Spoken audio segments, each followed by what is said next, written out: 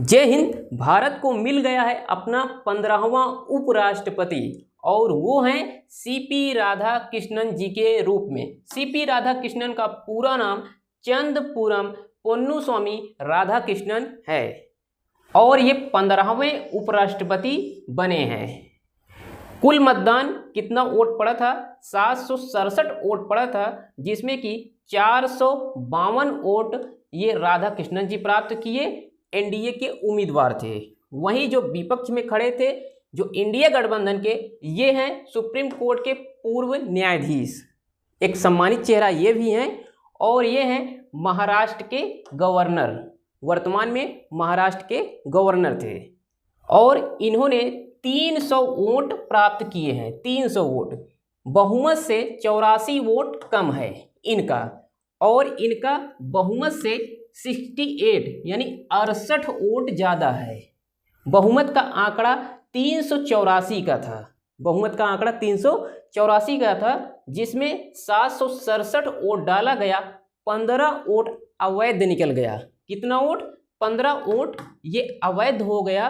तो इसके बाद 752 वोटों की गिनती हुई, जिसमें से 452 इनको प्राप्त हुआ और 300 वोट इनको प्राप्त हुआ। अब समझिए लोकसभा राज्यसभा, इसमें देखिए लोकसभा में कुल सांसदों की जो सीट है वो 542 है, जिसमें एक सीट खाली है। वहीं राज्यसभा में कुल सांसदों की सीट जो है वो 239 है, जिसमें 6 सीट खाली है, और कुल सांसद हैं 781 सीट।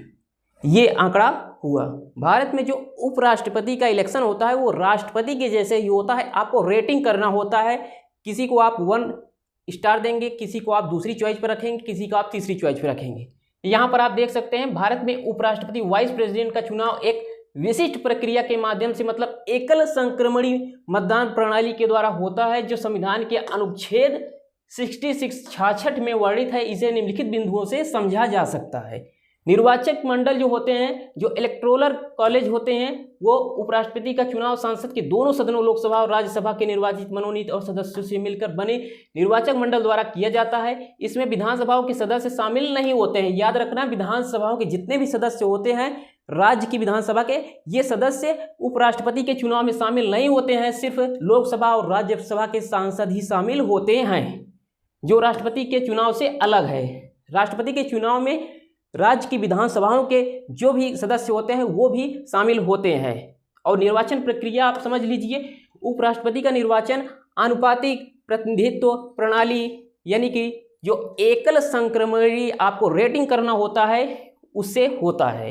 मतदान गुप्त होता है और मतपत्रों पर उम्मीदवारों के लिए प्राथमिकता क्रम, यानी प्रेफरेंस के तौर पर आप किसे देखना चाहते हैं, फर्स्ट पर किसे रखना चाहते हैं, सेकंड पर किसे रखना चाहते हैं। आगे जब मैच टाई हो जाता है, कोई जीतता नहीं है, तो देखा जाता है कि सेकंड चॉइस किसकी ज़्यादा है, लेकिन पहले में ही जो डिसीजन होता है वो फाइनल हो जाता है। अब आगे आप लोग देखिए, मतदाता अपनी पसंद फर्स्ट प्रेफरेंस के लिए उम्मीदवार को चुनते हैं। यदि कोई उम्मीदवार स्पष्ट बहुमत 50% से अधिक वोट प्राप्त नहीं करता है तो कम वोट पाने वाले उम्मीदवार को हटाया जाता है और उनकी दूसरी प्राथमिकता के वोटों को अन्य उम्मीदवारों में स्थानांतरित किया जाता है। यह प्रक्रिया तब तक चलती है जब तक कि एक उम्मीदवार को बहुमत न मिल जाए। जैसे फर्स्ट प्रेफरेंस को देखा गया, वो मैच टाई हो गया, 50% से ज़्यादा कोई किसी ने नहीं पाया, तो सेकंड वाले को देखा जाएगा। सेकंड वाले में भी वही हुआ कि दोनों बराबर हो जाते हैं, तो थर्ड वाले पर जाते हैं। जब थर्ड वाले पर जाते हैं तो उसमें से एक को फाइनल करना ही होगा।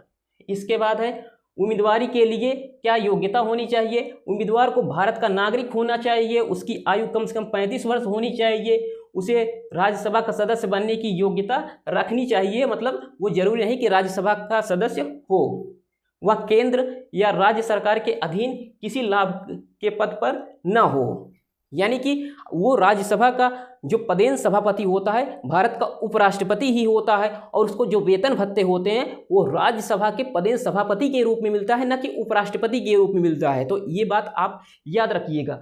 आगे हम लोग समझते हैं इनके बारे में। देखिए, प्रस्ताव और नामांकन कैसे होता है। उम्मीदवार को कम से कम 20 सांसदों द्वारा प्रस्तावक और 20 सांसदों द्वारा जो समर्थक के रूप में नामांकन पत्र दाखिल करना होता है। मतलब 20 सांसद आपको मिनिमम उस पर साइन करेंगे तब आप नामांकन कर सकते हैं। इसके लिए फिर नामांकन के साथ एक निश्चित जमानत राशि भी जमा करनी होती है, मतलब थोड़ा पैसा, जैसे आप पंचायती राज में देखते होंगे या कोई भी इलेक्शन होता है तो थोड़ा जमानती राशि जो होती है वो जमा करनी होती है। इसके बाद है चुनाव का संचालन जो होता है। चुनाव का संचालन भारत के निर्वाचन आयोग इलेक्शन कमीशन ऑफ इंडिया के द्वारा किया जाता है। मतदान आमतौर पर संसद भवन में होता है, एक ही दिन में हो जाता है। पूरे दिन मतदान चला था, शाम को 1 घंटे के अंदर 2 घंटे के अंदर ये काउंट कर लिया जाता है। और इतना ही नहीं, ये शपथ ग्रहण जो होता है, निर्वाचित उपराष्ट्रपति को भारत के राष्ट्रपति द्वारा शपथ दिलाई जाती है। तो भारत के जो उपराष्ट्रपति चुने जाते हैं उनको राष्ट्रपति के द्वारा शपथ दिलाई जाती है, याद रखिएगा इसको। फिर उपराष्ट्रपति का कार्यकाल 5 वर्ष का होता है और वह पुनः निर्वाचन के लिए पात्र होता है, यानी वह पुनः उपराष्ट्रपति पद के लिए वो चुनाव लड़ सकता है। उपराष्ट्रपति की क्या भूमिका होती है? उपराष्ट्रपति राज्यसभा का सभापति होता है और उपराष्ट्रपति की अनुपस्थिति में वह, जो राष्ट्रपति अगर नहीं है तो उनका जो कर्तव्य होता है वो कर्तव्य उपराष्ट्रपति के द्वारा किया जाता है। तो ये इसमें कहा गया है। और ये हैं सीपी राधाकृष्णन, 15वें भारत के उपराष्ट्रपति। और इनके बारे में अब आप लोग जान लीजिए। सीपी राधाकृष्णन के बारे में टोटल वोट 767 पड़ा था, जिसमें 452 इनको प्राप्त हुआ था।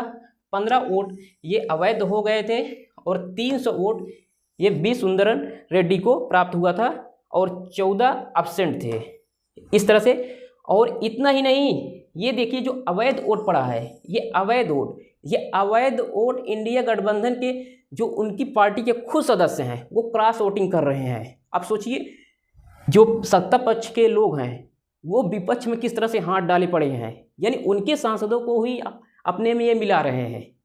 तो विपक्ष को यहाँ पर समझना चाहिए ना कि अपने सांसदों को वो देखे। तो देखिए अब इसके बारे में जान लीजिए। जो इनका जन्म है वो 20 अक्टूबर 1957 को तिरुवल तमिलनाडु में सीपी राधाकृष्णन का हुआ था, तिरुवल तमिलनाडु में। और ये इनकी शुरुआत जो है वो आरएसएस से होती है, राष्ट्रीय स्वयंसेवक संघ से। और राजनीतिक कैरियर क्या है? इनका राजनीतिक कैरियर है 2023 से 2023 से झारखंड के ये राज्यपाल हैं और 2024 में वर्तमान से ये महाराष्ट्र के राज्यपाल हैं। और अब ये भारत के उपराष्ट्रपति बनने जा रहे हैं, यानी ये चुनाव जीत लिए हैं, अब इनको शपथ दिलाई जाएगी। तो ये जानकारी हुई भारत के नए उपराष्ट्रपति के बारे में। आई होप ये सारी जानकारी आपको समझ में आई होगी। अगर ये जानकारी समझ में आई तो इस वीडियो को शेयर जरूर कीजिएगा। मिलते हैं नेक्स्ट वीडियो के साथ एक नई जानकारी के साथ, तब तक के लिए जय हिंद।